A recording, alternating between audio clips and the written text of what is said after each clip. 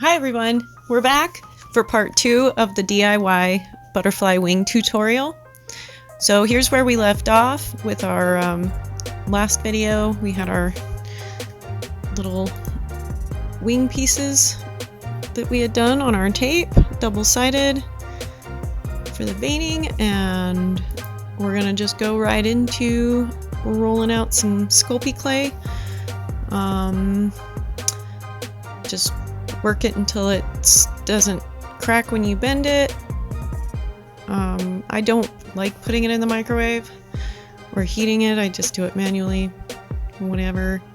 I'm gonna cut out a couple of squares, rectangles, whatever shape. I just try to keep them consistent with each other. And I'm gonna do 2 for each wing. Gonna take our little piece that we made last time, lay it down on one piece, put another one on top of it, and then line them up as good as you can, and then squish them together. Not real hard, but just enough so you get the imprint.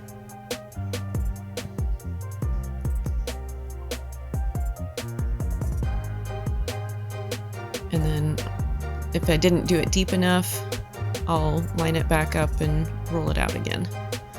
You saw me do that there. You'll see me kind of do some notching on some stuff here and there. It's totally unnecessary. If I was going to be using a thermogenic cure resin, then it's good to do that so that your mold lines up together. But I wound up using UV resin for this, so if you use UV resin, just kind of ignore this part because the UV rays don't go through the clay, so it's pointless. But I did it anyway, so it's there. But you can see, at least in this section, good close-ups of what the veins, the imprints looked like, so kind of can get an idea of the depth. So now I'm gonna go in with some of my sculpting tools. I'm not trained professional by any means, so I don't know what the proper terminology for them, I don't know the proper names for everything. So yeah, it's just something to kind of pull away thin ribbons. You can make your own with some dowels and wire if you can't find them in a store or online. I bought these years ago at a local store, so I've just been using them for about 20 years. And anyway, so what I'm doing right now is just kind of lightly, very, very shallowly carving out the wing areas between the veins. You don't want very much. I don't even know what the measurement would be, like maybe a millimeter, maybe less. 2 millimeters maybe? I don't know. In terms of inches, I guess it would be like maybe a 1/16 of an inch you want,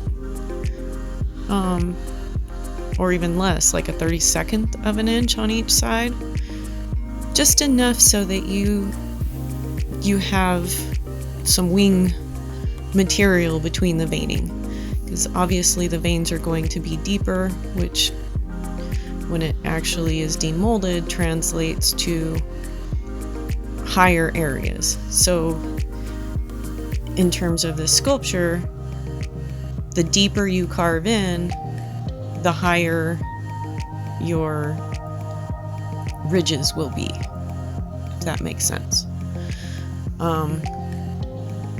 Yeah, so you'll see me go back in and, you know, it just kind of fiddle with the depth of the veining, fiddle with the depth of the the wing material in between the veins. I want to have it as consistent as possible so that I don't have, you know, big bumpy areas on the wings or valleys on the wings. So that's really all I'm doing. And it's one of those, this is one of those times where you really want to kind of be persnickety and fiddle with it and, you know, go back and forth, and if you have to, you can add more clay and build it up at this point. Just, you want kind of a nice, thin, consistent area on the wings and a nice, consistent depth for the veins. You don't want them to be too deep because then you'll have ridges that are a little wonky and you'll have to kind of cut those away later. Just an extra step you want to avoid. And then also with this butterfly, it's a morning cloak. They have kind of frilly wings. So you would see me go in with the one of the ball tools here and just kind of go back and forth on the wing edges. And I try to keep those, even though I'm freehanding it, I try to keep it consistent with each other, so that when I put the two pieces together to make one double-sided wing, you don't have a lot of gaps and different areas that you either have to cut or, you know, trim or fill. So just something to keep in mind for later in the process. So now that I've got everything pretty much how I want it, I'm going to go in with a soft paintbrush and some isopropyl alcohol and just brush it to remove a bunch of like the harsher brush or roller marks from the ball stylus and carving stuff out. And it just kind of gives it a smoother look. I want a little bit of texture because butterfly wings aren't totally smooth. Kind of gives the idea of the texture without it being, you know, exact true to life. Rather, it's better than just, you know, something that's flat and shiny. Alright, so we've got them done. I'm finished fiddling with everything. Gonna take them and bake them. This being the Sculpey clay, it starts out soft and then you bake it in an oven and ta-da! You have little solid blocks of plastic clay. Okay, so what I'm doing right here is after baking and letting them cool completely, I'm taking and almost kind of planing the surface down just to get a more smooth and uniform surface. You can really see the darker areas are going to be almost like bumps on the wings. So you can tell where high spots will be in the finished product. So the veins are all going to be high spots, and then those kind of shady areas in the wing portion, the wing, I don't know what you call it, spaces, are going to be flatter.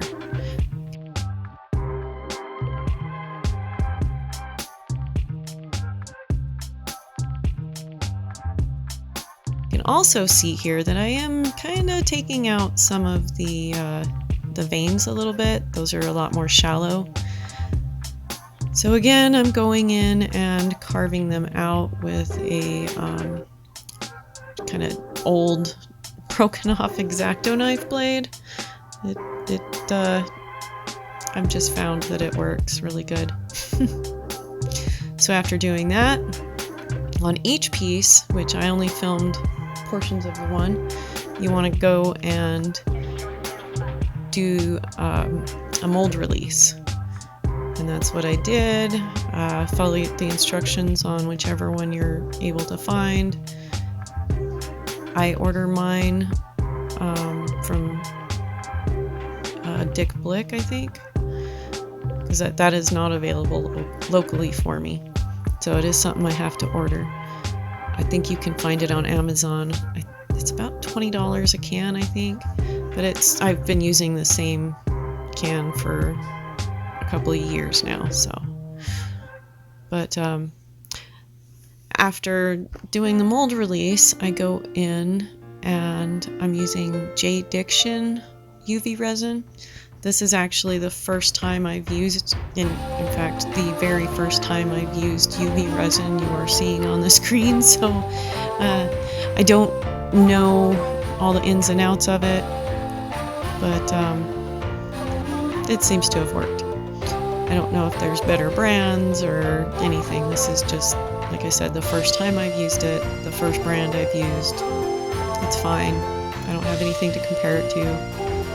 It's set up quickly. I got the hard. I'll put that in the description. But yeah, I'm pretty happy with it. I did find that it didn't always cure all the way through real well. So there were some points where I had to kind of fake some veins again after I demolded. And it was a little sticky in spots. But I was able to do that, and you can see kind of real quick how thin each half is.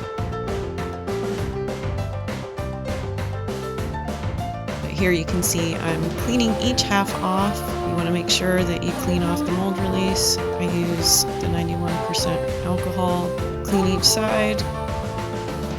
Put a dab of UV resin in the center.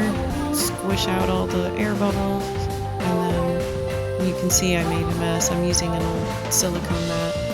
It's great for cleanup.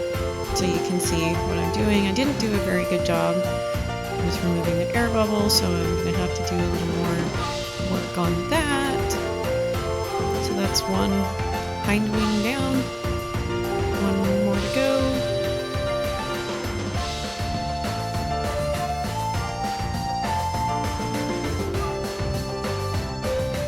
Did another one just to make sure it's good and cured all the way through. I think finished, this one was about a 1/16 of an inch thick, or no, maybe a 32nd in the thinnest parts, and then where the veins were about a 1/16th, I think. One thing I did find kind of not difficult, but something to pay attention to is making sure that each wing is uniform.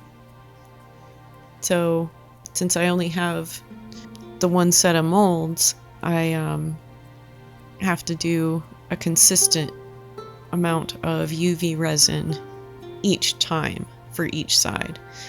That way you get a uniform set of wings. So one wing isn't going to be thicker than the other, I guess is a way to say it. I hope that makes sense. So here I'm going in, I'm doing the first set of 4 wings. I didn't have any problems with bubbles. I did not add any dyes to these since I was going to be painting them.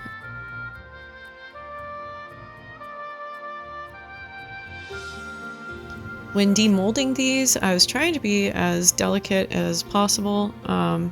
The needle tool, when I went in with that, you can see that I kind of tried pushing up from the veins just so I wasn't causing any marring to the mold, because this stuff, even though it's cured, you can scratch it. So I was just trying to be gentle with it so that I can reuse it. So in some of these shots you can see how thin each side of the wing is. And then of course, you know, once they're epoxied together, you have one wing and it's twice the thickness. So I'm not unhappy with how they turned out. Yeah, they turned out pretty good.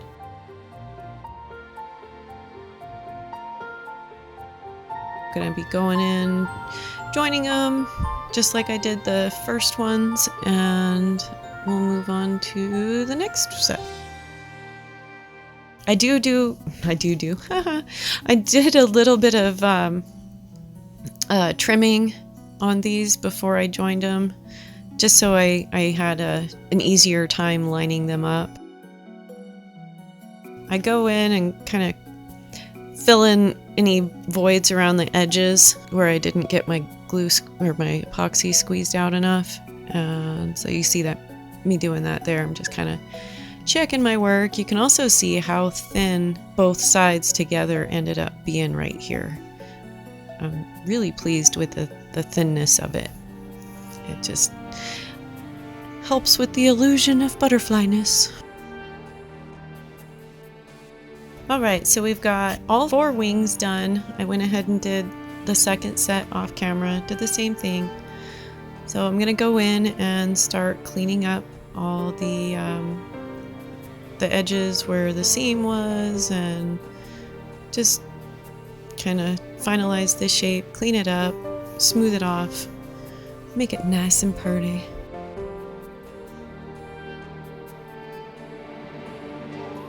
So for some reason, and I don't know, probably because I don't have enough experience with these materials, but the first batch of wings that I did in the molds actually kind of wound up picking up some of the clay and having it embedded in it. I took and kind of scraped at it and cleaned it up and sanded it and what have you, and it's not affecting this piece, so I'm not worried about it, and it was only the first set. For some reason, I don't know if it was my application of the mold release or what, but it's not the end of the world on this one. But keep that in mind for your own pieces, that you may want to do like a trial set before, kind of as a first run. As far as the tool I'm using here, this is just an old pair of fine wire cutters. They have a nice little sharp tip. I think this pair was specifically for like beading wire, but I also have another set that's almost identical that I got at the I think at the dollar store for super cheap.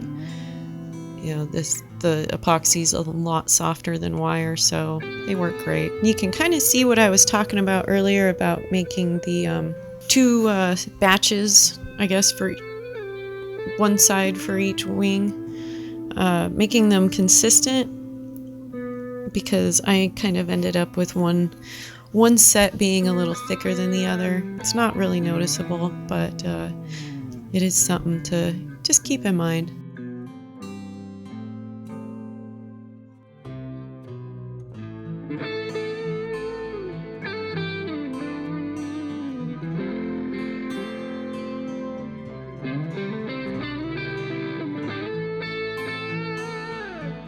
So I'm taking here, you'll see me sanding and doing finish and cleanup stuff on it, on the seams and edges, just so I have a nice smooth surface to paint on. I'm just using some sanding sheets and also a little sanding drum from my Dremel tool, without, you know, the actual tool parts. It's just the little drum itself. It has a nice curve, and this one is, I think, the finest grit. It makes it nice and easy to get into the curves and other areas. Also, while sanding and, of course, doing the alcohol spraying and stuff like that, I do wear a respirator. In fact, for a lot of this process, I wear a respirator and gloves and everything.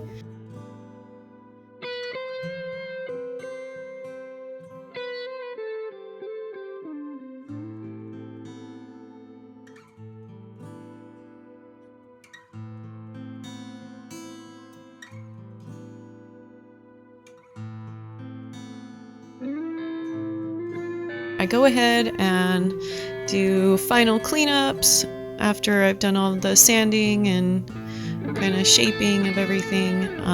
I also go in and do any kind of filling on the edges with some more of the UV resin, and just so I have a nice clean edge everywhere and everything is just more finished looking.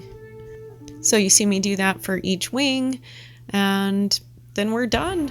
By the end of this tutorial, you should have the information that you need to have a full set of wings. I'm going to do a third part for the painting for those of you that are interested in the markings that this particular butterfly has.